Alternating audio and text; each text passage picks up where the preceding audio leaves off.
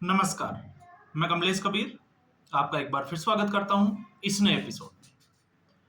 आज के इस एपिसोड में हम बात करेंगे पाकिस्तान के जश्न की। अब पाकिस्तान के जब जश्न को हम देखते हैं तो मुझे 2024 का लोकसभा चुनाव याद आ जाता है। और जब 2024 का लोकसभा चुनाव याद आता है तो फिर लगता है कि राहुल गांधी जो है वो भारत में ही नहीं पाकिस्तान में भी है। ये एक है थोड़ा सा व्यंग्य की भाषा, लेकिन अगर आप इसको समझोगे तो मैंने ऐसा क्यों कहा, क्योंकि कांग्रेस पार्टी हारने की जो है उसको हम कहें कि हारी क्यों, उसका मंथन करना, गलतियों से सबक लेना, उसके बजाय कांग्रेस पार्टी में अगर 2 सीट ज्यादा बढ़ जाती है तो वो उसकी खुशियां मनाती है।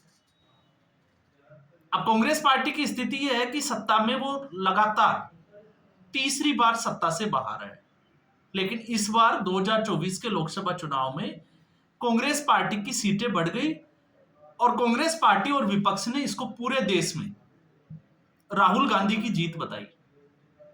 तो वो वाकया तो याद ही होगा कि विपक्ष की सभी पार्टियों की सीटें मिलाकर भी भारतीय जनता पार्टी के जितनी नहीं थी, लेकिन विपक्ष जो है वो उसको इस तरीके से प्रेजेंट कर रहा था कि नरेंद्र मोदी की हार हुई है और विपक्ष की जीत हुई है। तो सुप्रिया सिरनेत का वो हाथ का जो एक्शन है वो आज भी सोशल मीडिया पे पड़ा है और उसको लेकर राहुल गांधी, कांग्रेस पार्टी और सुप्रिया सिरनेत लगातार जो है वो ट्रोलिंग हो रही है।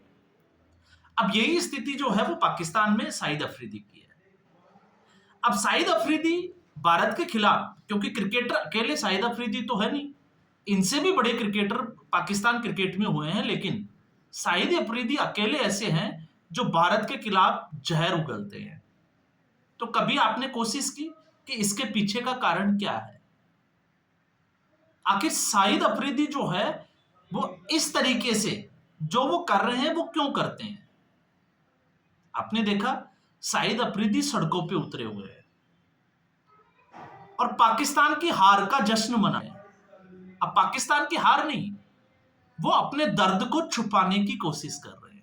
उनके अंदर जो लावा है उसको दबाने की कोशिश कर रहे हैं, लेकिन फिर वो समय के साथ बाहर निकल जाता है। अब जब हम कांग्रेस पार्टी और राहुल गांधी के साथ तुलना करते हैं तो आप समझ सकते हैं कि पाकिस्तान की इस वक्त हालत क्या है।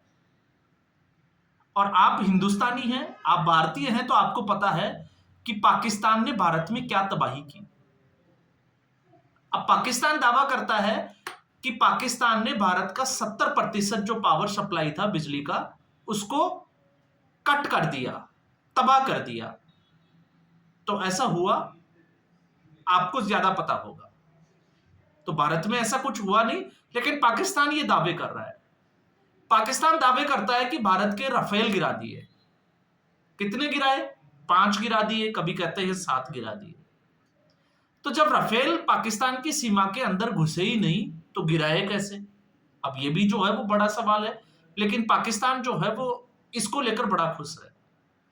फिर दावे किए जा रहे हैं कि पाकिस्तान ने भारत का ब्रिगेड कमांड उड़ा दिया।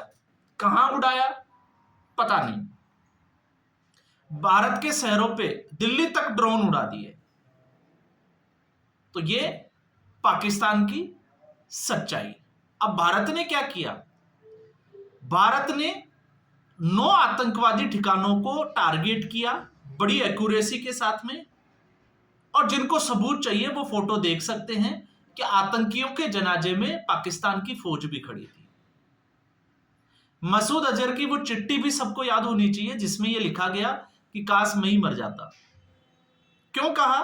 क्योंकि उसके परिवार के 10 लोग मारे गए। पाकिस्तान ने जिस तरीके से उकसाने की कार्रवाई की, हरकत की, उसके जवाब में भारत की सेना ने जो किया, वहां पर नूर खान एयरबेस उड़ा दिया, सरगोदा उड़ा दिया, रावलपिंडी, कराची। पाकिस्तान ने अपनी हरकतें रात को की, लेकिन भारत ने तो दिन में भी धमाके किए। तो दिन में तारे दिखाए और रात को 2 बजे पाकिस्तान को सूरज दिखा दिया, और उसके बाद में पूरी दुनिया में एक्सपोज किया सैटेलाइट इमेज के थ्रू। और भारत का जो स्वदेशी निर्मित जो रक्षा प्रणाली का जो सिस्टम था, उसने एक बार फिर जो है वो बता दिया पूरी दुनिया को कि भारत क्या कर सकता है। लेकिन फिर भी पाकिस्तान में शाहिद अफरीदी रैली निकाल रहे हैं, जीत का जश्न मना रहे हैं। एक कारण बड़ा जिसकी बात कर रहा हूं मैं, वो ऐसा क्यों कर रहे हैं? ऐसा इसलिए कर रहे हैं क्योंकि जब से इमरान खान प्रधानमंत्री बने थे, तो इमरान खान 1992 में जब पाकिस्तान की क्रिकेट टीम वर्ल्ड कप जीती, तो वो उसका प्रतिनिधित्व कर रहे थे, कप्तान थे। राजनीति में आए, पार्टी बनाई, पीटीआई, आपको पता ही होगा, और फिर उसके बाद में देश के प्रधानमंत्री बने। तो शाहिद अफरीदी एक तो ये सपना देख रहे हैं कि शायद वो पाकिस्तान के प्रधानमंत्री बन सकते हैं। अब उसके लिए जिसको हम कहते हैं कि क्वालिफिकेशन क्या होनी चाहिए, तो पाकिस्तान में प्रधानमंत्री बनने के लिए आपकी क्वालिफिकेशन होनी चाहिए कि आप सेना की कितनी चमचागिरी कर सकते हैं, आप सेना की अंगुलियों पर कितना नाच सकते हैं। और जरूरी क्यों है पाकिस्तान की सेना के लिए ये सब कुछ जरूरी क्यों है? वो इसलिए क्योंकि शाहिद अफरीदी की फैन फॉलोइंग बहुत है, और प्रोपेगेंडा वार में जो है वो पाकिस्तान, अगर आज भी हम बात करें तो हमसे बहुत आगे जो है वो खड़ा दिखाई देता है। तो पाकिस्तान ने शाहिद अफरीदी को एक मोहरा बनाया हुआ है। इसीलिए आपने देखा होगा, ये अभी मैं युद्ध की बात नहीं कर रहा हूं, पिछले 10 साल में आपने बहुत सारे फुटेज देखे होंगे जब सेना के कपड़े पहने हुए अफरीदी जो है वो सैनिकों के साथ बैठे हुए या खड़े होते हुए दिखाई देते हैं, उनको स्पीच देते हुए दिखाई देते हैं। अब जब हम कहते हैं कि हकीकत, तो हकीकत यह है कि अगर शाहिद अफरीदी इमरान खान बन भी जाते हैं, तो शाहिद अफरीदी का अगला ठिकाना क्या होगा? तो शाहिद अफरीदी का अगला पता होगा रावलपिंडी की कोई जेल, जहां पे आपने देखा इमरान खान भी अभी जेल में है। तो हसर वही है, पाकिस्तान भूल गया कि इमरान खान कौन था, लेकिन आज जेल में है। क्यों? सेना ने उसको जेल में डाल दिया। तो पाकिस्तान की सेना के लिए कोई मायने नहीं रखता कि आपका कद क्या है, क्योंकि वर्ल्ड कप जीतना, और वो भी क्रिकेट में, पाकिस्तान में क्रिकेट के अलावा कोई ऐसा गेम है नहीं जिसमें पाकिस्तान बात कर सकता हो इंटरनेशनल लेवल पे। लेकिन फिर भी इमरान खान जेल में है। अब ये स्थिति शाहिद अफरीदी की भी हो सकती है, शाहिद अफरीदी को इसका बोध नहीं है। लेकिन खैर, इससे उलट हम बात करें कि शाहिद अफरीदी इस तरीके का एक नैरेटिव सेट करने के लिए या इस तरीके की हरकतें कर क्यों रहे हैं? तो वो इसलिए कर रहे हैं क्योंकि शाहिद अफरीदी का चचेरा भाई भारतीय सेना के हत्थे चढ़ गया था और भारतीय सेना ने उसको मार दिया था। और आज भी शाहिद अफरीदी के दिल में वो कसक जो है वो इस कदर बैठी हुई है कि वो पाकिस्तान में बैठे बैठे भारत को उड़ाने के ख्वाब देखता है। और ये जो है वो सारा कुछ उसी श्रेणी में आता है। जिस तरीके से वो विवादित बयान करता है, विवादित पोस्ट करता है भारत के खिलाफ। माजरा क्या था? माजरा ये था कि पाकिस्तान में पेशावर से, शायद आई थिंक पेशावर से आते हैं शाहिद अफरीदी, तो इनका भाई था साकिब हरकत उल अंसार। ये 2003 में जब इसको बीएसएफ ने गोलियों से भून दिया था, उससे 1.5 साल पहले से अनंतनाग में आतंकवादी गतिविधियों में शामिल था। तो पाकिस्तान में शाहिद अफरीदी का चचेरा भाई अनंतनाग में क्या कर रहा था? बड़ा सवाल। तो यह परिवार आतंकवादियों से जुड़ा हुआ है। तो जब आतंकवादी ठिकानों के ऊपर भारत बमबारी करेगा और शाहिद अफरीदी को दर्द नहीं होगा, तो फिर किसको होगा? क्योंकि शाहिद अफरीदी, अब मैं ज्यादा कहूं तो ये आतंकवादी से कम भी नहीं है, क्योंकि इसका परिवार, इसका खानदान जो है वो इसी से जुड़ा हुआ है। भले ही ये कहता हो कि इसका दादा जो है वो सेना में था, लेकिन उसकी भी हरकतें आतंकवादियों जैसी थी। तो ये आतंकवादी है और कुछ भी नहीं है, इसलिए ये फड़फड़ा रहा है। जो असद मजूर जो था, उसके जो आतंकवादी जो मारे गए मसूद अजहर के, उनका दर्द इस अफरीदी को है। और जब भी भारत ऐसा कोई अटैक करता है, आतंकवादियों को मारता है, तो अफरीदी को उसका अपना चचेरा भाई याद आ जाता है। और 7 सितंबर 2003 की जो घटना है वो इसके जहन में जो है वो वापस लावा बन के निकलती है। और वो जो इसका चचेरा भाई था वो भी लश्कर ए तैयबा से ही जुड़ा हुआ था।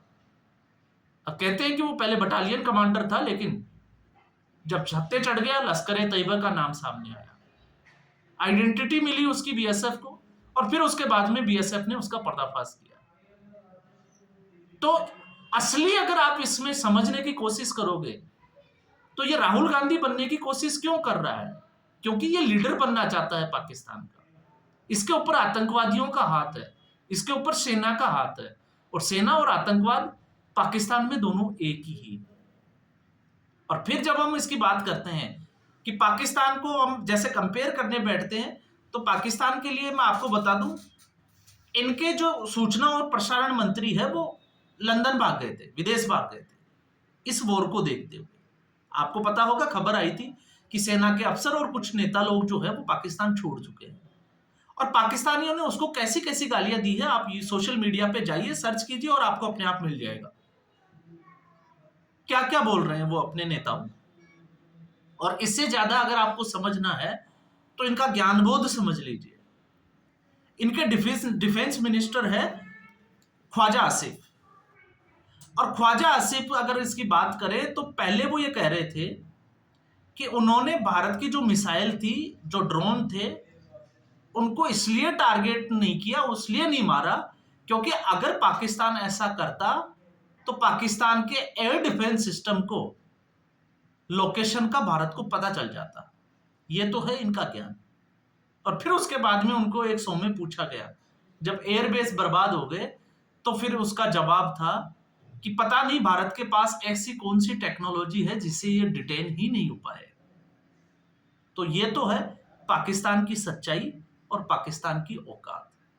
और इस वक्त खाने को दाने नहीं और पीने को पानी नहीं और पहनने को कपड़े नहीं।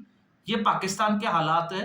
महंगाई क्या है, क्या नहीं है, लेकिन जो आतंकवाद परस्ती है वो इनकी चरम पे है।